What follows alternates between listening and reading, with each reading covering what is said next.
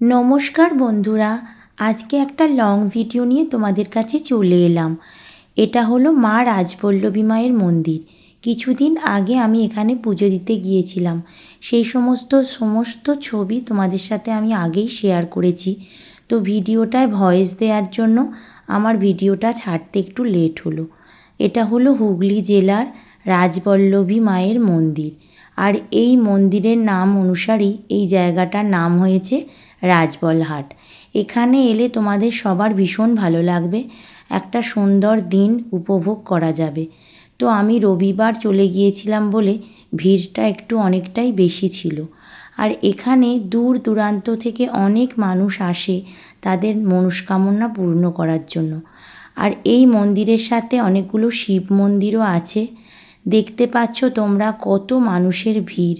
সকালবেলা এসে সবাই এখানে মাথায় মায়ের একটা পুকুর আছে, সেই পুকুর থেকে একটু জল মাথায় দিয়ে মায়ের কাছে সবাই পুজো দিচ্ছে। আর এই দিকে দেখো সবাই ধূপ বাতি জ্বেলে মাকে প্রণাম করছে।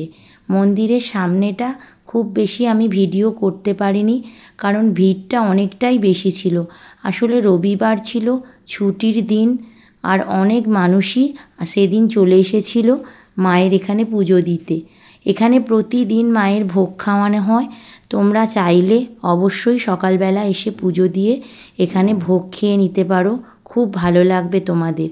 আর ভোগে থাকে মায়ের ভাত, ডাল আর একটা তরকারি, যে তরকারিটা মায়ের মাছ দিয়ে হয়, অর্থাৎ মায়ের ঘুষো চিংড়ি মাছ তুমি অবশ্যই এই ভোগে পাবে।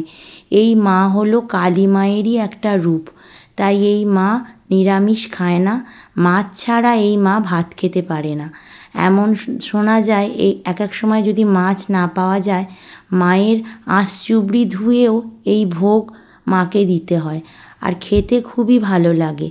আমি তো প্রত্যেক বছরই এখানে পুজো দিতে যাই আর মায়ের ভোগ খাই, কিন্তু এবারে আমার এই ভোগটা খাওয়া হয়নি, কারণ একটা অন্য জায়গায় যাওয়ার কথা ছিল। তাই এখানে পুজো দিয়েই আমি বেরিয়ে গিয়েছিলাম। মায়ের রূপটা একটু দেখে নাও তোমরা। এখানে মায়ের রূপে মা সরস্বতী মায়ের মতো লাগে, আবার দুর্গা মায়ের মতোও লাগছে, আবার কালী মায়ের মতো করে মাকে পুজো করা হয়। তিনটে রূপেই মাকে চিহ্নিত করা হয়। তোমরা অবশ্যই একদিন এই রাজবলহাটে ঘুরে যেও, মাকে দর্শন করে যেও, তোমাদের ভীষণ ভালো লাগবে।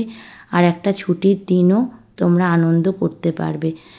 শোনা গেছে মায়ের কাছে এলে ভক্তদের কোনো দিন মা ফেরান না। মা সমস্ত মনস্কামনা তাদের পূর্ণ করে।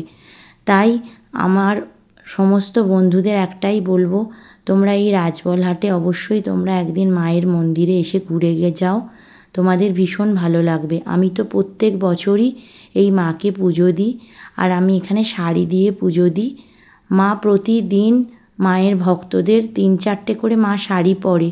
যদিও যে শাড়িটা দিয়ে আমি পুজো দিয়েছিলাম সেদিন আমার আগে থেকে বলা ছিল না বলে তাই মাকে পরানো যায়নি।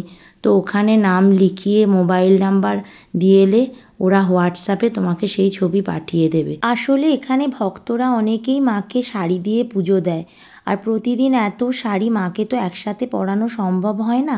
তাই পুরোহিত মশাইরা এখানে খাতায় নাম লিখে সিরিয়াল অনুযায়ী মাকে সেই শাড়ি পরিয়ে দেয়।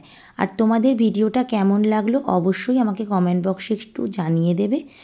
আর জয় মা রাজবল্লভী মা, সকলের মঙ্গল করো মা, সকলকে ভালো রেখো।